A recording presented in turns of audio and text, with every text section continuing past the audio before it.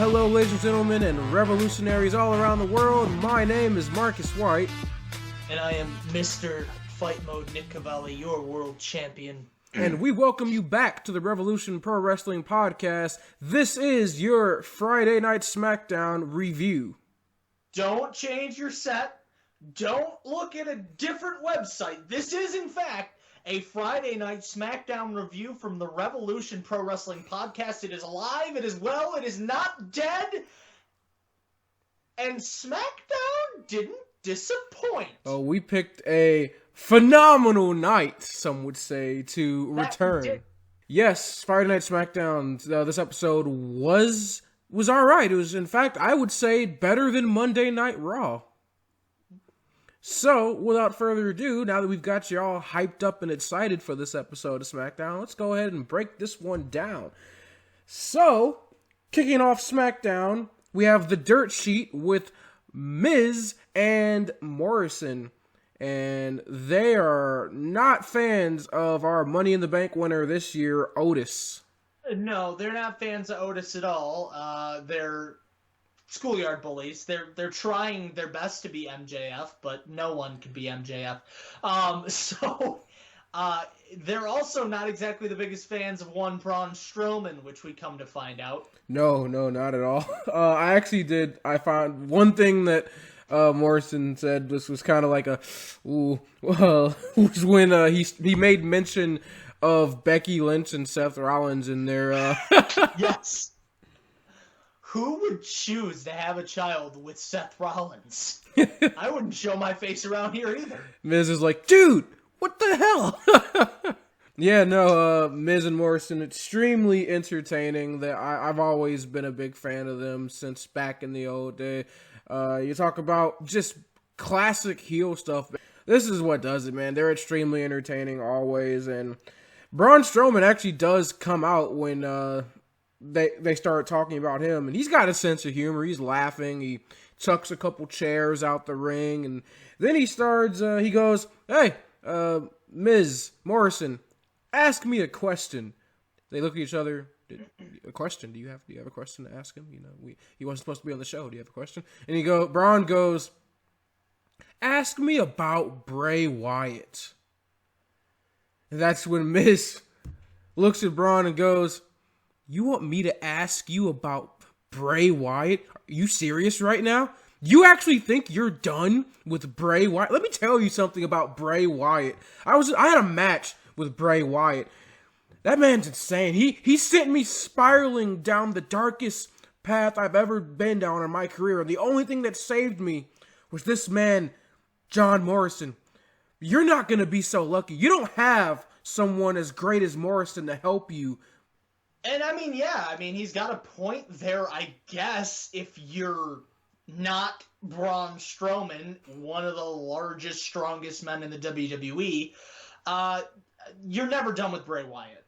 Bray Wyatt chooses when you're done with him, but when it comes down to it, if I'm Braun, I'm not particularly scared. I beat him. Well, that's the thing. You didn't beat The Fiend. You beat Bray Wyatt, and that's the other thing too. They talk about the fact that Braun Strowman, he mocked Bray Wyatt. He took out the black sheep mask, and that's going to come back to haunt him. And we talked about this on the review of Money in the Bank. When next time it's Bray versus Braun Strowman, he's not going to be coming out as Mr. Rogers. He's going to be The Fiend. And that's a completely different story. So Morrison starts hyping up The Miz. He's like, let me tell you something. You may have beat us. You may have pinned me last week in a fluke victory tag team match, but you've never faced somebody as dangerous as MC Mizanin over there. Starts like gassing him up, like getting him hype, and he's like, you never be able to beat The Miz. Meanwhile, Miz is like, dude, what are you doing? Stop. Nope. And Braun's like, all right, you're challenging me? Okay. Someone get a referee. Me versus The Miz right now. Miz is like, damn it. What are you thinking, Morrison? So it ends up being Braun Strowman versus The Miz. Not a good match. It's Braun tossing Miz like a rag doll for like 10 minutes. So, what do you think? Braun Strowman wins with a power slam. Yeah. And after Morrison challenges Braun Strowman to a 2-on-1 handicap match at Backlash for the Universal Championship, and the match gets cleared. So at Backlash, we're getting a 2v1 for the Universal Championship. How? This is as stupid as when Braun fought like 3-4 people for the Intercontinental Championship a couple months ago. This makes no sense. This is stupid. Yeah, I mean, I don't know, man. It's going to be interesting to see how this plays out. This is not the first handicap title match Braun's been in, but he didn't win that one. So, he's got to win this, though, right? Like, there's no other way to go. You can't take the title off of Braun this quickly. I'm telling you right now, this match isn't going to go to a decision. I will put money on this. The Fiend's going to show up in that match. Yeah. Fiend's going to show up. I mean, there's no way they take the title off Braun.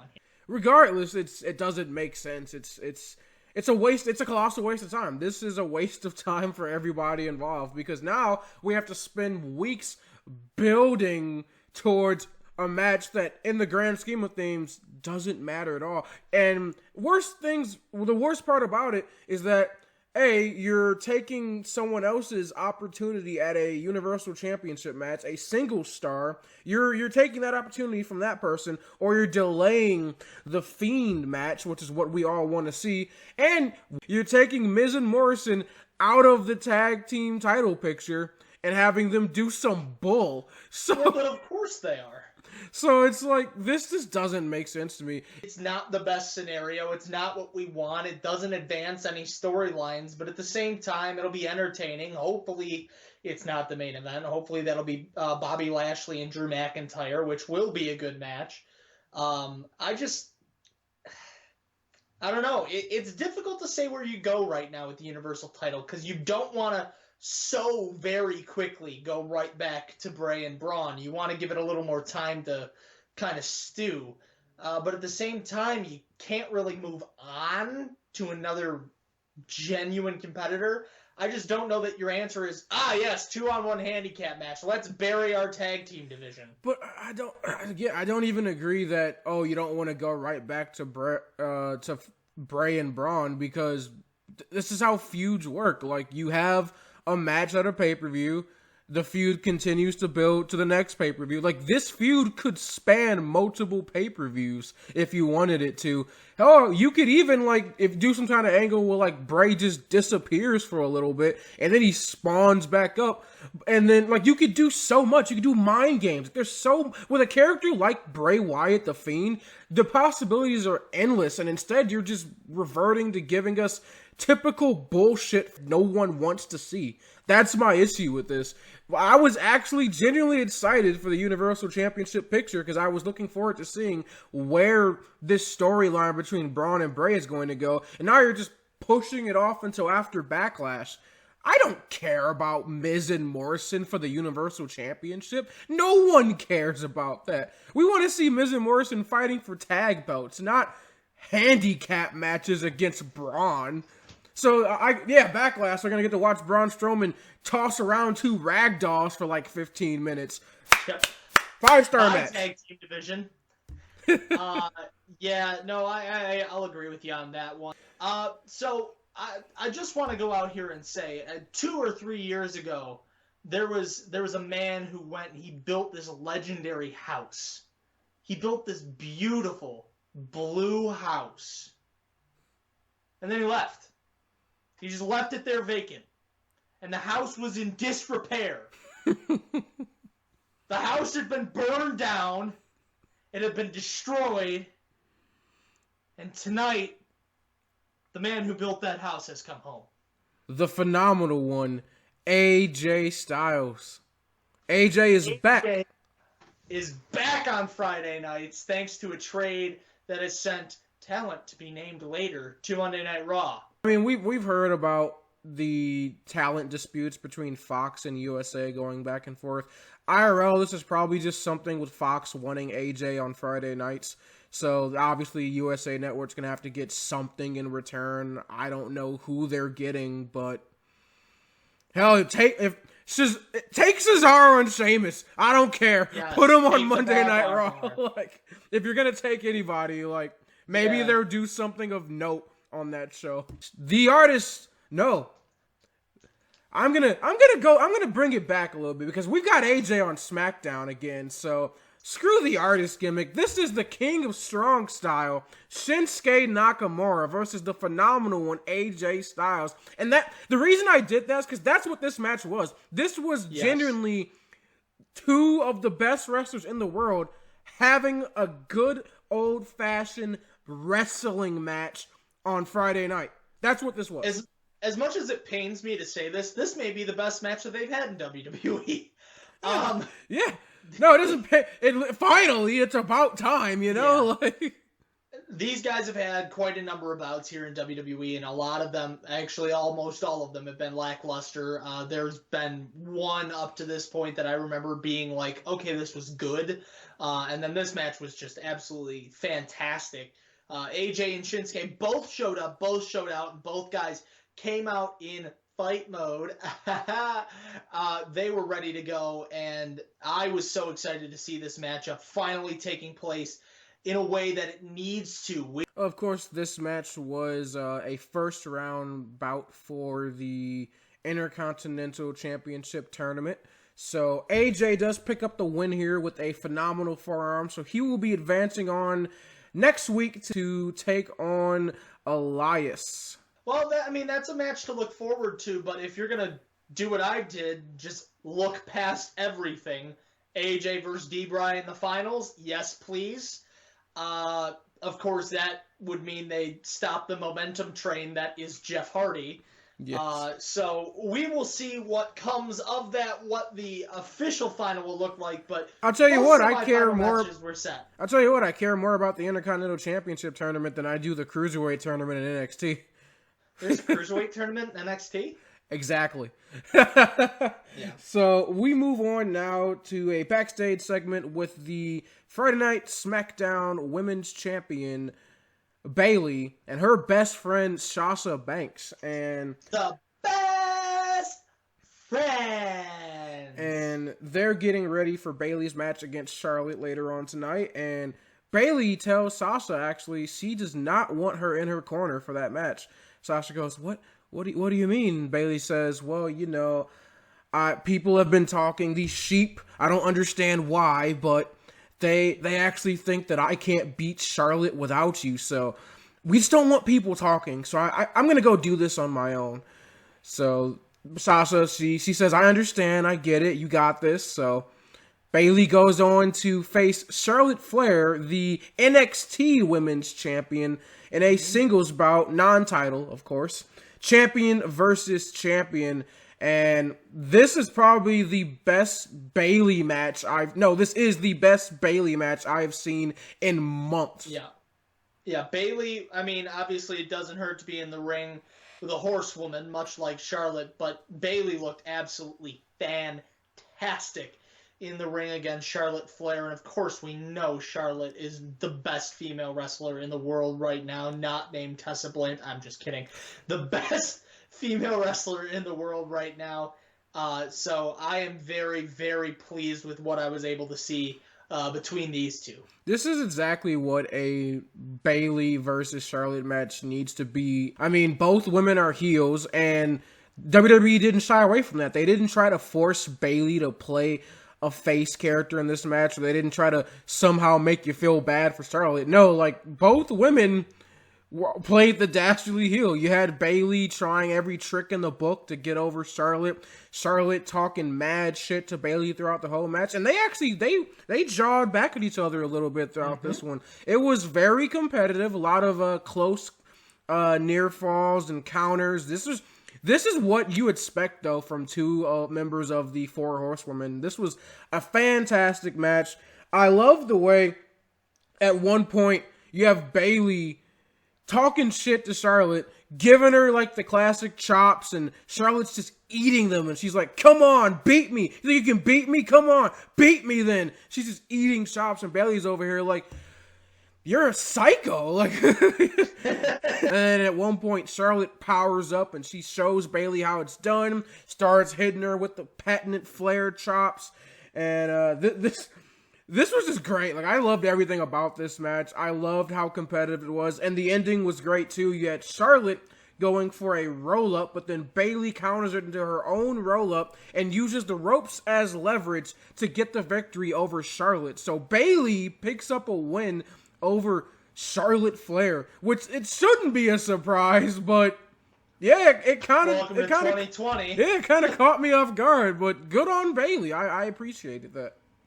Yeah, I think this was a fantastic matchup, like I said earlier. And this was the only way to finish it correctly. You don't want either one to go over clean. And I mean, Charlotte's not exactly a baby face, but Bayley is the dastardly heel. So for her to go over in a way that's not clean, it was the perfect finish to a match. And the commentators talk about it too, the fact that, you know, you're Charlotte Flair, like you were raised by the dirtiest player in the game, and you can't lose like that. Like, you can't get outsmarted by Bayley like that. And Charlotte knew, you saw, you know, she had the smirk on her face after the match. She's like, yeah, damn, you got me, you know, like, so she knew. She would have tried it probably herself at one point in the match. So that's what I like about this. You could tell both women were having fun. This is probably the most exciting match that Bayley's had on SmackDown in a while. So you could tell she genuinely enjoyed that. And her and Charlotte have a lot of respect for each other in the ring and out of it, IRL, of course. So you know that they probably were looking forward to this match for a long time, and this was probably a lot of fun for them. So I hope to see more of stuff like this on SmackDown, the women's division, in the future. Like, this is what we need to see, matches like this, not just, I don't know, Tamina Snuka. Like, that's not what I need to see. I'd like to see who we're going to get in a match against Bayley at Backlash, because it sounds and feels like we're still not going to get the Sasha feud at Backlash.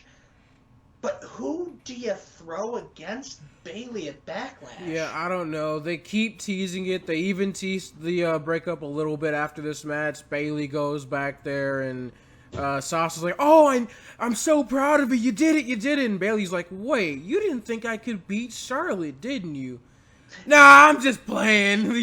I knew you knew I could do it, and then they hug. So they just keep teasing this damn feud. I just want it so badly. And they know it. At this point, you know what you're doing. You know what you're freaking doing, and I don't like you for it. So, moving on from the Bayley-Charlotte match, we now have Sonya and Dolph Ziggler versus Mandy Rose and Otis, and I just don't care. I don't care. No one cares. SmackDown, why do you make me suffer? Why? I'm not even going to talk about it. I'll let you go ahead and do whatever you want. But I don't care. Like, this match was... I mean, it's not that it was particularly horrible. It just was... I don't care about this feud. I want Sonya versus Mandy. I want Otis to do his own thing. And I want Dolph to go piss off and find something else to do. This should have been done at WrestleMania. This was done. This was over with. Otis won. He got the girl. He's now Mr. Money in the Bank. And he's still in this BS feud. Nobody cares. I don't want to see Dolph Ziggler with Sonya Deville. It's the most awkward forced pairing ever. I don't want to see Sonya Deville kick the shit out of Mandy Rose. And I want to see Otis flirting with cash-ins for championships. I don't care about Otis versus Dolph Ziggler. In fact, I'll take it a step further. I don't care about Dolph Ziggler. Stay in WWE. Leave WWE. I don't care, but get the fuck off my TV. I don't care.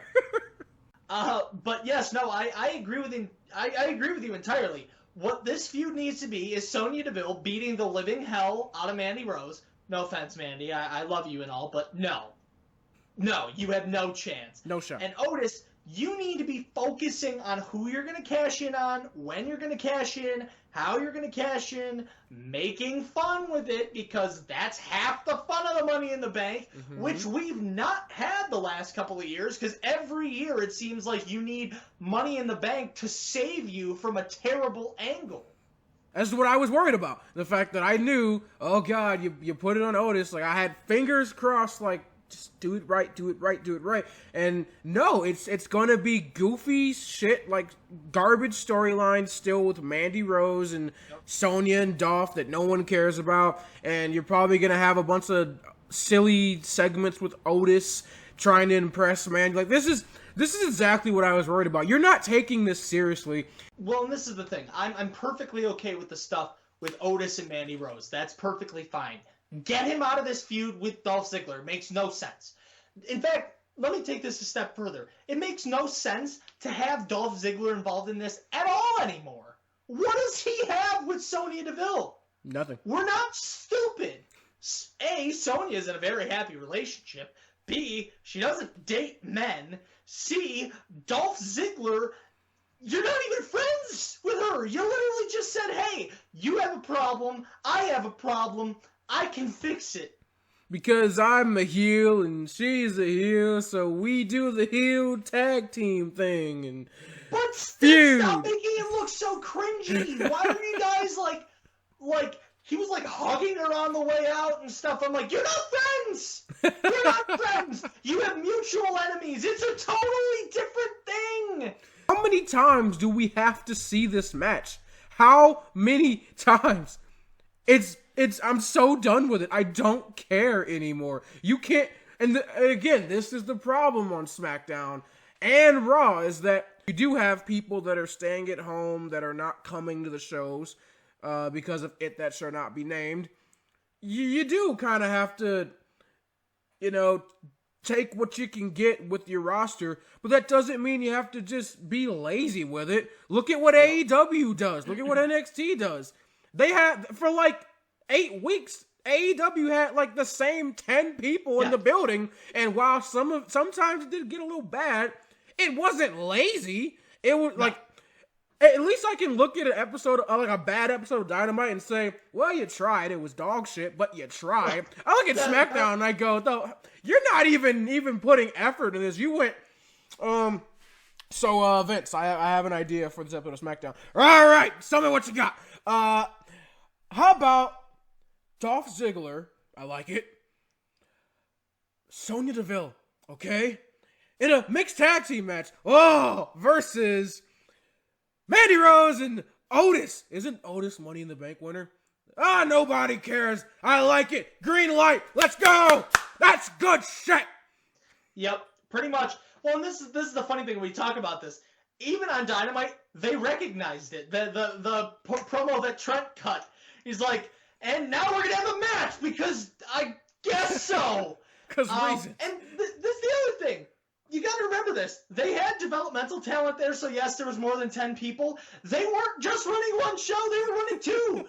Dark was running at the same time, and it was the same people. They had like 20 people to run 2 shows. You can make it work. Yeah, WWE, you have 2, like, almost full rosters for each show. There's no excuse. Look, yes, AEW put significantly more into their primetime show on TNT than their show on YouTube. Understandable, as they should. You have a primetime show on Fox. No one gives a damn about the USA Network. I get that it's your show. It's our flagship. It's Monday Night Raw. I don't care. You have a 2-hour show on Fox. Not even just a 2-hour show on Fox. You're in a prime time spot. You start at 8 o'clock on a Friday night. On a Friday night. You know who gets time slots like that on Friday night? Football gets spots like that. Basketball, like major shit gets put in that slot on and Fox. Warriors, Lakers. Yeah. Friday night. Fox went to WWE and said, you know what? We trust you. We're going to lock you in every Friday night for multiple years in a primetime slot on Friday night. They gave you the keys to the kingdom. How do you mess this up? All you have to do is care. Just a little bit. And you are golden, man. Like, you're talking about rolling in the dough. I mean, you're supposed to be Vince McMahon. You love money. And what are you doing? Like, you want to talk about just pissing away cash? Like, so I had some feelings about this one. You have the Forgotten Sons, and WWE for the intro to SmackDown did this nice long introduction talking about our members of the armed forces, and it was very nice. It was eloquent and very well done by the WWE production team. And then we get this promo from the Forgotten Sons, and right before it, you have a warning of some sort saying that viewer discretion. Yeah, this does not reflect the views of WWE.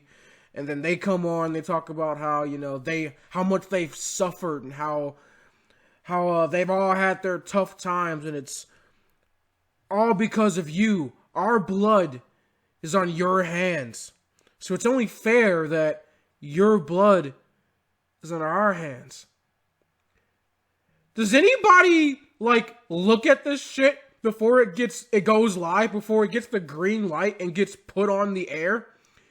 Does no one see the problem here with this? How troubling, how problematic this is potentially for WWE. You already have so much bad press right now. You do a entire promo package about our military. And then on the same show, you have 3 guys who are former members of the U.S. military, and you have them come out. Now, what are they going to do? Are they going to go kill people? This is so problematic in so many ways. What are you thinking? And what WWE may or may not understand is there was recently a terrorist attack on a military base. So it's probably not the greatest idea to be talking about something like that right about now. Like, that's probably not something we should be, bringing up, and especially with Memorial Day coming up, and give this nice little tribute beforehand. Like, you have no sense of what you're doing, do you? I mean, I guess this doesn't surprise me, though. I mean, this is coming from the same people. I mean, this is the same guy, and Kevin Dunn, who, when Owen Hart died, when people were asking for instruction, what's going on, Dunn? What's going on, Kevin? This is the same guy that goes over the headset and goes, all right, he's dead, and you're back in 10, 9, 8. Yep. This is that guy. You know what I think of that guy? He's a piece of shit. Screw Kevin Dunn. He should have been fired decades ago. And the fact that WWE and Vince McMahon continue to hang on to their beaver fetish in Kevin Dunn by allowing him to have a job in the modern day is mind-blowing to me. So many troubling stories have come out about this guy. Like, do your research. Google Kevin Dunn. Like, you want to talk about a grade A asshole? That's who this guy is. So, Jeff Hardy versus Sheamus in the main event of Friday Night SmackDown. The last match in the first round of the Intercontinental Championship Tournament. Yes. It was a lot longer than I thought it was going to be, and that's not necessarily a bad thing. I maybe have underestimated both of the Hardy brothers' ability to continuously have these long matches. So props to Jeff Hardy on that. When I looked at the time when this match was going on, I was like, there's still 20 minutes left in the show. I was like, wow, there must be another match. Maybe Otis cashes in tonight or something. And then I hear something's happening. And then I hear from Charlotte, North Carolina. I was like, we're doing this. we are full on doing a 20-minute. Okay. Yep. Good luck, Jeff. I hope you can make it.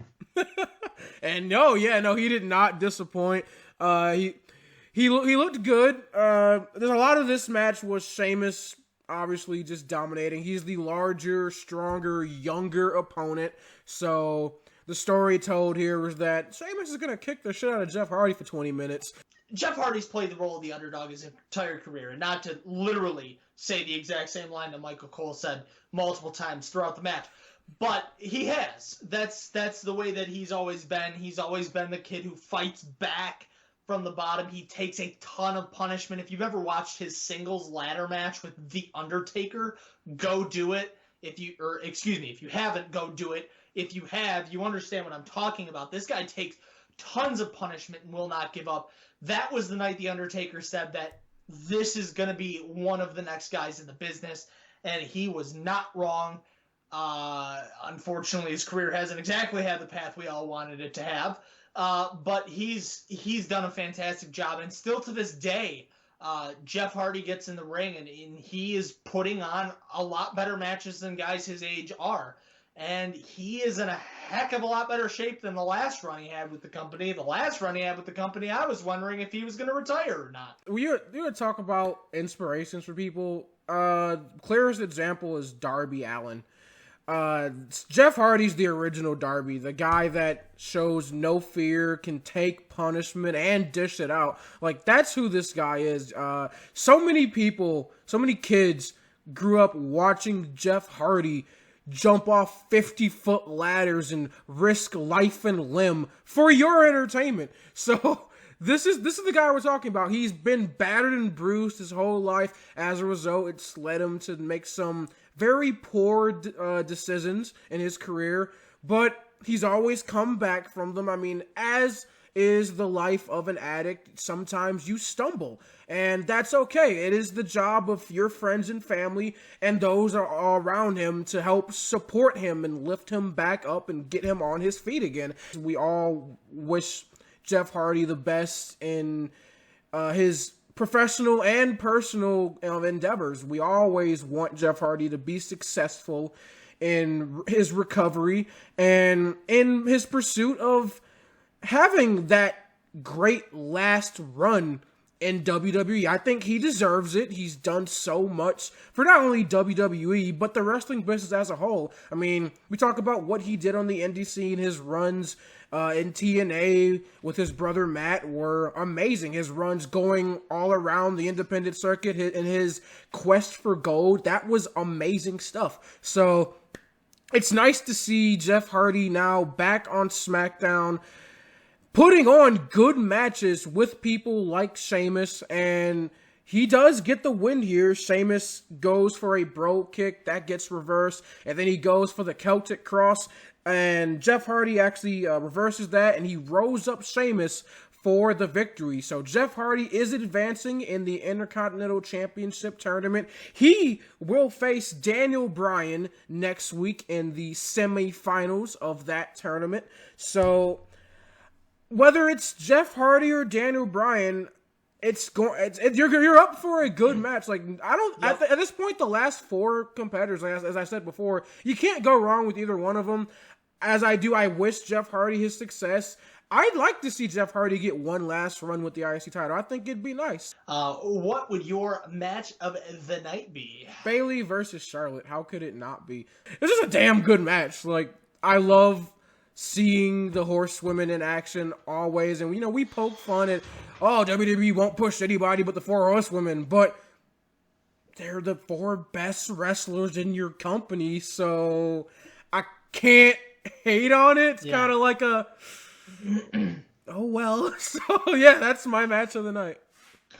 I'm actually gonna go a different direction. I'm gonna go with AJ and Shinsuke. I mean, I know it was a little bit shorter. It was maybe a little bit less technically sound.